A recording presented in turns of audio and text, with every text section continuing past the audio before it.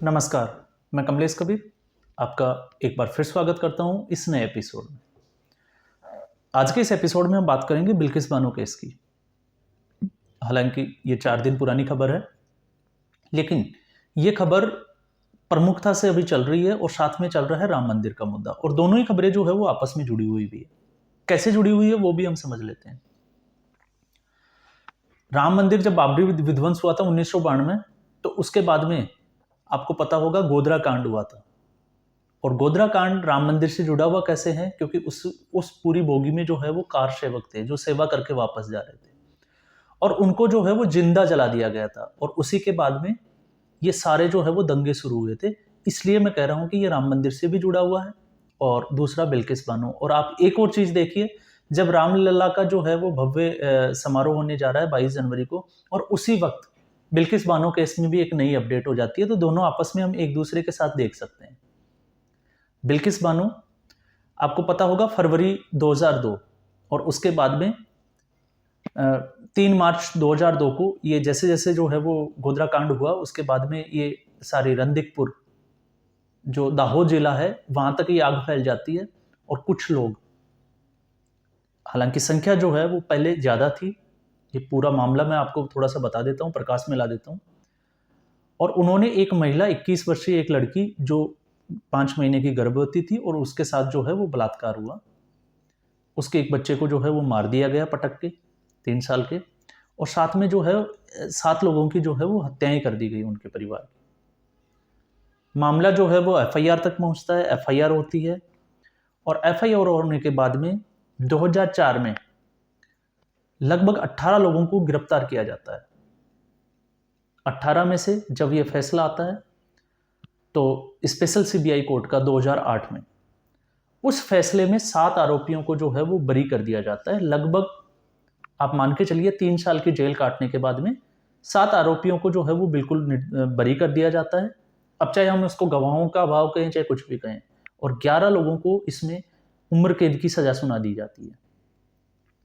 इनमें से प्रमुखता से अगर हम देखें तो 11 लोगों में से एक राधेश्याम भाई, क्योंकि गुजरात में आपको पता है भाई ज़्यादा लगाते हैं, केसु भाई थे, एक कोई नाई समाज से था। तो ऐसे करके जो है 11 लोगों को ये सजा सुनाई गई। अब इसके बाद में 2019 में कोर्ट ने ऑर्डर भी किया गुजरात सरकार को कि बिल्किस बानो के परिवार को 50 लाख रुपए की सहायता राशि दी जाए और उसको एक नौकरी भी दी जाए। ये इसमें बीच में जो अपडेट हुआ था वो मैं आपको बता देता हूँ। और उसके बाद में 2022 में राधेश्याम जो भाई जो थे, राधेश्याम, ये कोर्ट का दरवाजा खटखटाते हैं। और ये 1992 का जो माफी का, इसको हम ये भी कह सकते हैं कि कोई भी जो है वो सजा याफ्ता अपनी माफी के लिए सुनवाई कर सकता है। अगर सरकार उसको ये लगता है, उचित लगता है कि इसको जो है वो माफी दी जा सकती है, तो सजा माफ उसकी हो सकती है। ये एक पूरा जो है वो कानून बना हुआ है 1992 का। उसके तहत वो कोर्ट का रुख करते हैं, और कोर्ट के रुख के बाद में उनको जो है वो गुजरात सरकार के द्वारा एक पैनल बनता है जिसकी अध्यक्षता एक कलेक्टर करते हैं। और पिछले साल इनको सजा माफ कर दी जाती है। और ये 11 लोग जो है, हाँ, हालांकि एक जो है इनमें से ट्रायल पे जो था उसमें मौत हो जाती है। तो ये 10 लोग जो है वो 15 अगस्त को इनको रिलीज कर दिया जाता है। और उसके बाद में जो है वो खबरें आती है, उनका फूलों की माला से स्वागत किया जाता है। आपने मंच के ऊपर भी उनको देखा होगा। और तभी से ये जो मुद्दा है ये जिसको कहते हैं कि मीडिया में प्रमुखता से लिया गया था। और सबसे बड़ी बात ये थी कि क्या बलात्कारियों के लिए ऐसा स्वागत होना चाहिए कि वो जेल से बाहर आते हैं? तो ये 2 बड़े सवाल जो थे। तो अगर हम इसको देखें कि ऐसे लोगों को अगर जो इस मामले में अगर दोषी पाए जाते हैं और फिर उनका स्वागत किया जाता है, तो इसका तो कोई भी खंडन करेगा कि ये जो है वो सही नहीं है, चाहे वो पार्टी विशेष से हो चाहे किसी भी चीज़ से हो। और उसी के बाद में जो है वो बिल्किस बानो, जब उनको भी मीडिया के थ्रू जब उनका स्वागत और वो चीज़ें विजुअल्स देखे जाते हैं, तो बिल्किस बानो जो है वो वापस कोर्ट पहुंच जाती है, सुप्रीम कोर्ट। सुप्रीम कोर्ट में वापस से इस मुद्दे पे जो है वो सुनवाई होती है। और सुनवाई होने के बाद में पिछले अक्टूबर महीने में 11 दिन तक लगातार सुनवाई होती है, और 12 अक्टूबर को इस पे फैसला सुरक्षित रख लिया जाता है। और इसी साल 8 जनवरी मंडे को 2024 को फैसला आता है, और फैसला ये दिया जाता है कि इन सभी 11 आरोपियों की जो सजा माफी जो की गई थी उसको रद्द किया जाए, मतलब इनको वापस से जेल जाना पड़ेगा। तो पहले राधेश्याम जो जो कोर्ट में जिन्होंने हल्फनामा दिया, याचिका लगाई, उनका कहना था कि वो बिना एक दिन भी बाहर आए 15 साल और 4 महीने से जेल में बंद है, इसलिए वो माफी के हकदार है। हालांकि उनको सजा जो थी वो उम्र कैद की थी।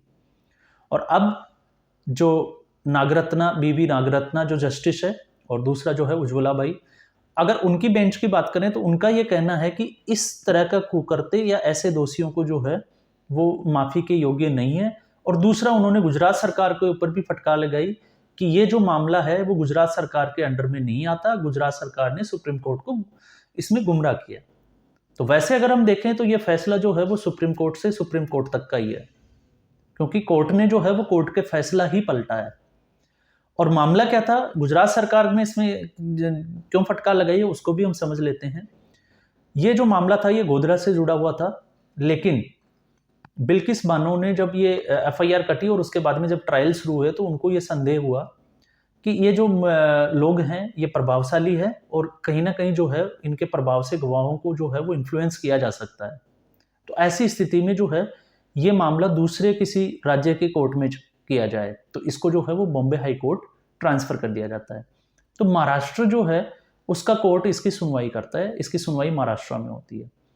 तो अभी जो सुप्रीम कोर्ट की जो बेंच है दोनों जजों की, उनका कहना है कि जब महाराष्ट्र कोर्ट में अगर सुनवाई चल रही है तो मान लीजिए मामला जो है वो गुजरात से जुड़ा हुआ है, लेकिन ट्रायल जो है वो बेसिकली वहां से चल रहे हैं, इसलिए गुजरात सरकार इसके ऊपर कोई फैसला नहीं ले सकती। और इस वक्त अगर हम बात करें तो इसके हिसाब से जो है वो महाराष्ट्र की सरकार इनकी सजा माफी पे फैसला या सोच विचार कर सकती है। तो अब स्थिति वही बनी हुई है। अगर आरोप ये लगता है कि भारतीय जनता पार्टी जो है उसकी गुजरात में सरकार है, तो अब महाराष्ट्र में भी जो है वो भारतीय जनता पार्टी की सरकार है। तो क्या महाराष्ट्र की जो सरकार है वो क्या इस पर पुनर्विचार करेगी या फिर ये वापस से बाहर आ जाएंगे? हालांकि अभी तक जो खबर है उस खबर के अनुसार जितने भी जो ये आरोपी है वो अभी अपने जो स्थान है जहाँ पे ये रहते हैं, अपने जो स्थानीय पता है वहाँ पे ये मौजूद नहीं है। ये मीडिया के हवाले से खबर है, क्योंकि जैसे ही ये सुप्रीम कोर्ट का फैसला आया मीडिया वाले लोग जो है वो वहाँ पे पहुँच गए थे। और जब एसपी से पूछा गया तो उन्होंने बोला था कि अभी जो है उनको सुप्रीम कोर्ट के ऑर्डर की कॉपी नहीं मिली। तो ये जो है वो अभी विरोधाभास बना हुआ है, और ये लोग कब तक सरेंडर करेंगे इसके बारे में हम कुछ नहीं कह सकते। ये आने वाले दिनों में हमें अपडेट कर दिया जाएगा। लेकिन अब जो है वो स्थिति यही बनी हुई है। बिल्किस बानो ये आज से नहीं, ये 20 साल से जो है वो लगातार, आपने देखा होगा असदुद्दीन ओवैसी लगातार जो है वो इस मुद्दे पे जो है वो आवाज उठाते रहते हैं। इसके अलावा जब से ये लोग पिछले साल से ये रिहा हुए हैं उसके बाद में कांग्रेस पार्टी ने भी इस मुद्दे को प्रमुखता से उठाया है। लेकिन अब सबसे बड़ा सवाल है जुडिशरी के ऊपर, क्योंकि एक जुडिशरी जो है वो उम्र कैद देती है और फिर उसमें यह भी प्रावधान होता है कि उनकी जो है वो सजा माफ भी की जा सकती है।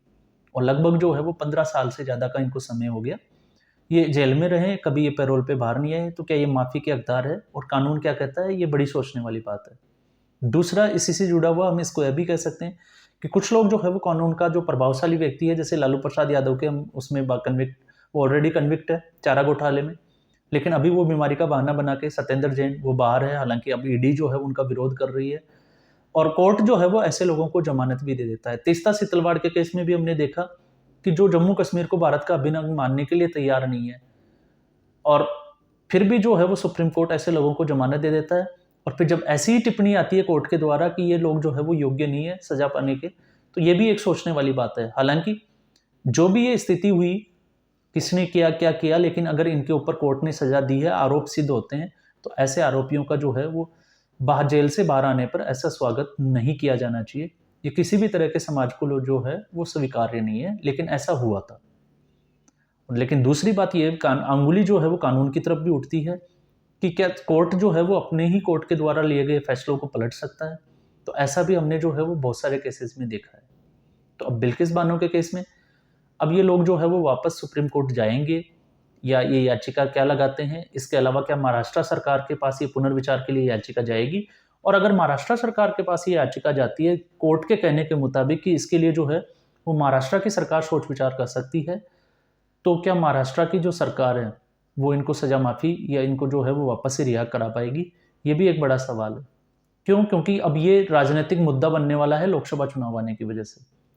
और विपक्षी पार्टियां जो है वो इसको जोर शोर से उठाएगी, क्योंकि इसमें भी कहीं ना कहीं जो है वो तुष्टिकरण की राजनीति होगी। तो अब ये स्थिति जो है वो बीजेपी के लिए भी जो है, क्योंकि आरोप जो है वो भारतीय जनता पार्टी पे लगा हुआ है। तो आज के एपिसोड में बस इतना ही।